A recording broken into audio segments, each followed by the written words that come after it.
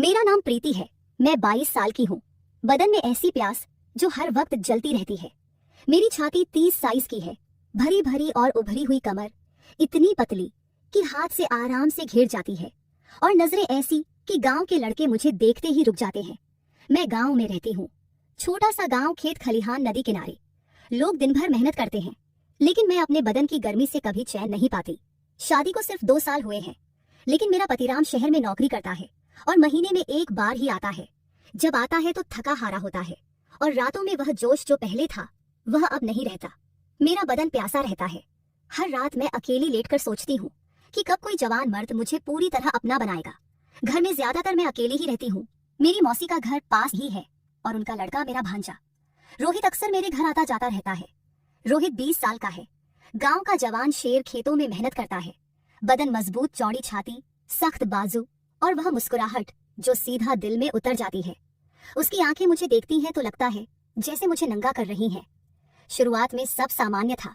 रोहित मुझे मौसी कहता, मैं उसे बेटा कहती। लेकिन पिछले कुछ महीनों से मैंने नोटिस किया कि उसकी नजरें मेरे बदन पर रुकती हैं। मेरी भरी छाती पर, पतली कमर पर, जांघों पर। मैं बोल्ड हूँ, इसलिए कभी कभी जानबूझकर टाइट ब्लाउज पहनती, पल्लू थोड़ा नीचे रखती ताकि वह देखे।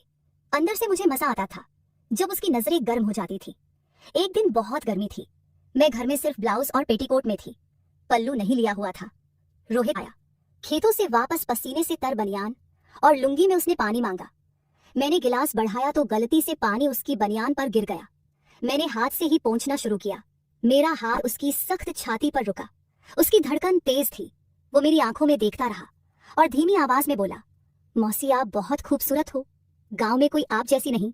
मैं मुस्कुराई और बोली, रोहित तू भी तो गांव का सबसे जवान और मजबूत लड़का है। मैंने हाथ नहीं हटाया। उस पल में कुछ देर हम ऐसे ही खड़े रहे। उस दिन से उसकी हिम्मत बढ़ गई। कभी खेत से आते हुए पीछे से आकर मेरी कमर में हाथ डाल देता। कभी रात को बातें करते वक्त मेरे बगल में बैठ जाता और हाथ मेरी जांघ पर रख देता। कभी सुबह मेरे कमरे में आता और बेड के पास खड़ा होकर मेरी छाती को देखता रहता। मैं रोकती नहीं थी, बल्कि अंदर से एंजॉय करती थी। मेरा पतिराम की गैर मौजूदगी में मेरा बदन प्यासा था, और रोहित की जवानी, उसका मजबूत बदन, सब कुछ मुझे पागल बना रहा था। मैं बोल्ड हूँ, इसलिए कभी कभी उसे इशारे करती थी। ब्लाउज का हुक खुला छोड़ देती, साड़ी का पल्लू गिरने देती। एक रात मौसी और मौसा शहर गए थे। रोहित मेरे घर रुक गया। घर में सिर्फ हम दोनों थे। उस रात मौसी और मौसा शहर गए थे। रोहित मेरे घर रुक गया था।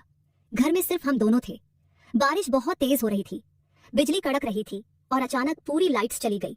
घर में घूप अंधेरा छा गया। मैं अपने कमरे में लेटी थी। दिल जोर जोर से धड़क रहा था। नींद नहीं आ रही थी। रोहित की वह नजरें, उसका स्पर्श, उसकी गर्म सांसें, सब याद आ रहा था। मेरा बदन सुलग रहा था, जैसे सालों की प्यास एक साथ उबाल मार रही हो। अचानक दरवाजा खटका। रोहित अंदर आया। सिर्फ एक पतली बनियान और लुंगी में उसके बाल गीले थे। बदन पर बारिश की बूंदें चमक रही थी। वह बेड के पास आया और धीमी आवाज में बोला, मौसी नींद नहीं आ रही बारिश की वजह से। मैं बेड पर बैठ गई। बोली, नहीं रोहित, बस कुछ बेचैनी सी है। वो मेरे बगल में बेड के किनारे पर बैठ गया। कमरे में सिर्फ बाहर की हल्की रोशनी थी। उसने मेरा हाथ पकड़ा और बोला, मौसी मैं जानता हूँ आप क्या महसूस कर रही हैं। मौसा आपको वह नहीं दे पाते जो आप चाहती हैं। मैं आपकी आंखों में वह प्यास देखता हूँ जो मुझे भी जला रही है। मेरा दिल पागलों की तरह धड़कने लगा। मैं बोल्ड हूँ, इसलिए मैंने हाथ नहीं छुड़ाया। बोली, रोहित तू सही कह रहा है।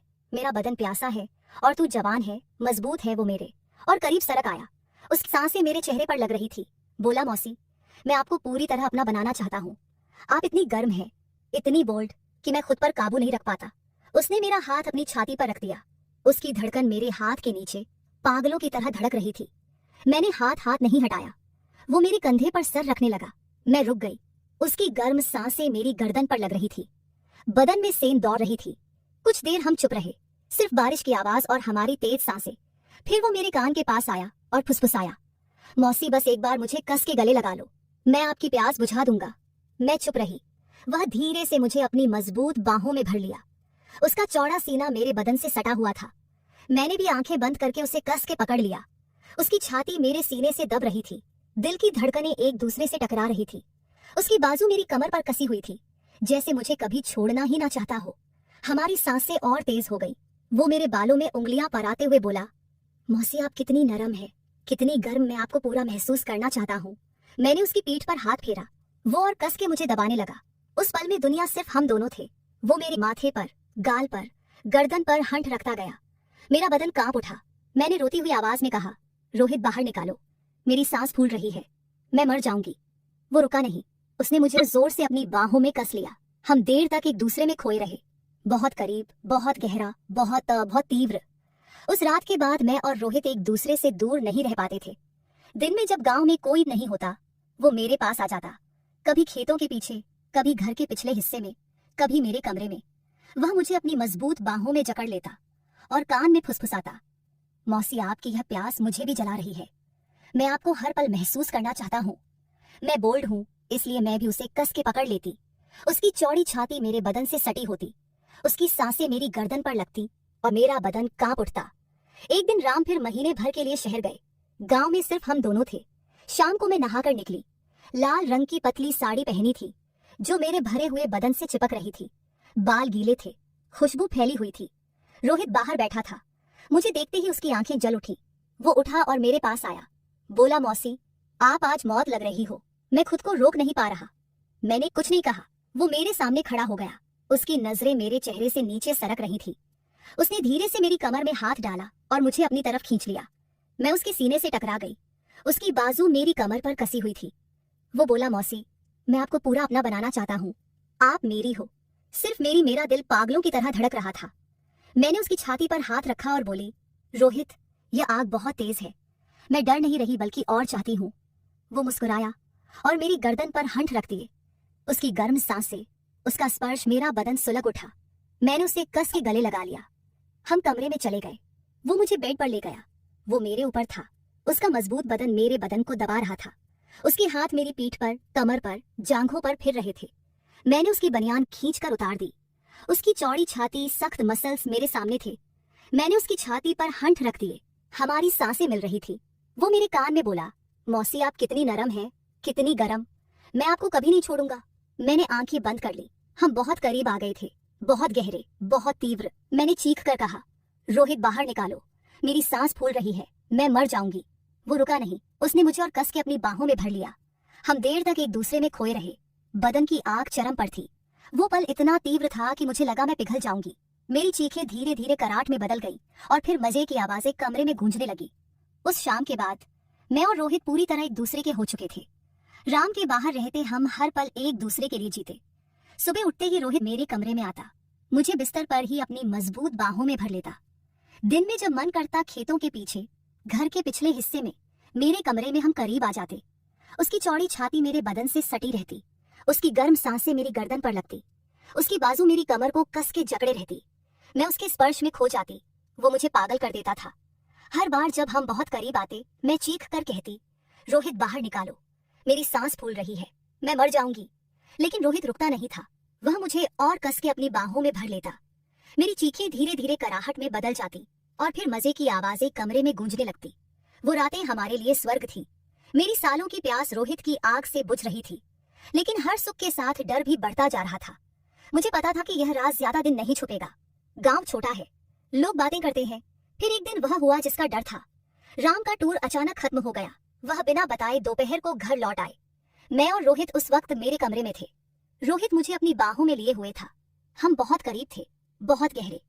दरवाजा खुला और राम अंदर आ गए। सब कुछ ठहर सा गया। राम की आंखें पहले हैरानी से फैली, फिर दर्द से भर गई, फिर गुस्से से लाल हो गई। वह चुपचाप बैग रखकर बाहर चले गए। कमरे में सन्नाटा छा गया। मैं रोते हुए रोहित से अलग हुई, कपड़े ठीक किए और राम के पीछे भागी। वो बाहर खेत की तरफ जा रहे थे। मैं उनके पैरों में गिर पड़ी और रोते हुए बोली, राम माफ कर दो, मैं कमजोर पड़ गई। तुम हमेशा बाहर रहते थे, मैं अकेली थी। रोहित ने वह खालीपन भर दिया। लेकिन मैं तुमसे प्यार करती हूँ। रोहित भी पीछे आया। उसकी आंखें नम थी। वह राम के सामने खड़ा हो गया और बोला, मौसा गलती मेरी है, मैंने मौसी की कमजोरी का फायदा उठाया। राम ने लंबी सांस ली। उनकी आवाज में दर्द था। बोले, प्रीति रोहित, मैंने तुम दोनों पर भरोसा किया था। यह गांव हमारा था, लेकिन अब यह भरोसा टूट चुका है। उस रात कोई नहीं सोया। गांव में सन्नाटा था, सिर्फ मेरे रोने की आवाज गूंज रही थी। उस दिन के बाद गांव में भारी सन्नाटा छा गया। राम ने हमें कुछ नहीं कहा। वह अपना बैग लेकर मौसी के घर चले गए। मैं और रोहित अलग अलग कमरों में बंद होकर रोते रहे। मुझे खुद पर गुस्सा था, शर्म थी, लेकिन रोहित की यादें भी बार बार आ रही थी। उसकी मजबूत बाहें, उसकी चौड़ी छाती, उसकी गर्म सांसें, वो रातें, सब कुछ दिल में जल रहा था। 3 दिन बाद राम लौटे। उनका चेहरा पत्थर जैसा था। उन्होंने हमें बुलाया और बोले, प्रीति, रोहित, मैंने पूरी रात सोचा, मैं तुम दोनों को खोना नहीं चाहता। रोहित मेरा भांजा है, प्रीति मेरी बीवी, लेकिन जो हुआ वो भरोसा तोड़ चुका है। मैं तुम्हें माफ कर सकता हूँ लेकिन भूल नहीं सकता। मैं रो पड़ी, घुटनों पर बैठ गई और बोली, राम माफ कर दो, मैं कमजोर पड़ गई थी। तुम हमेशा बाहर रहते थे, मैं अकेली थी। रोहित ने वह प्यास बुझाई जो सालों से सुलग रही थी। लेकिन मैं तुमसे प्यार करती हूँ, वो सिर्फ बदन की भूख थी, दिल से मैं तुम्हारी हूँ। रोहित भी आगे आया, उसकी आंखें नम थी। बोला, मौसा गलती मेरी है, मैंने मौसी की कमजोरी का फायदा उठाया, मैं गांव छोड़ दूंगा। राम ने लंबी सांस ली, फिर बोले, नहीं रोहित, तू कहीं नहीं जाएगा, यह गांव हमारा है। लेकिन अब सब कुछ बदलना होगा प्रीति, मैं अपनी नौकरी में बदलाव करूंगा। अब मैं ज्यादा गांव पर रहूंगा। मैं तुम्हें वह सारा प्यार, वो सारी गर्माहट दूंगा जो पहले कमी थी। और रोहित, तुम दोनों के बीच जो हुआ वो कभी दोबारा नहीं होना चाहिए। हम तीनों चुप रहे। फिर राम ने मुझे गले लगा लिया। उसकी बाहों में मुझे फिर से वह पुराना सुकून मिला। रोहित चुपचाप बाहर चला गया। अगले कुछ महीने बहुत मुश्किल थे। रोहित गांव में ही रहा, लेकिन हम दोनों ने एक दूसरे से पूरी दूरी बना ली। नजरें मिलती तो दिल धड़क जाता, लेकिन हम मुड़ जाते।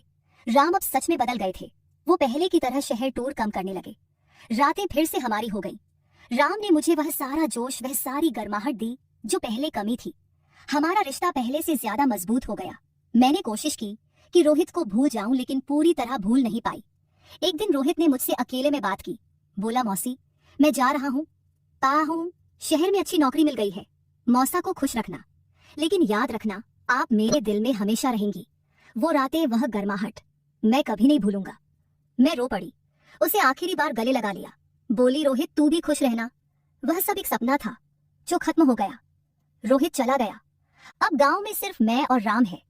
हमारा रिश्ता पहले से कहीं ज्यादा गहरा और गर्म हो गया है।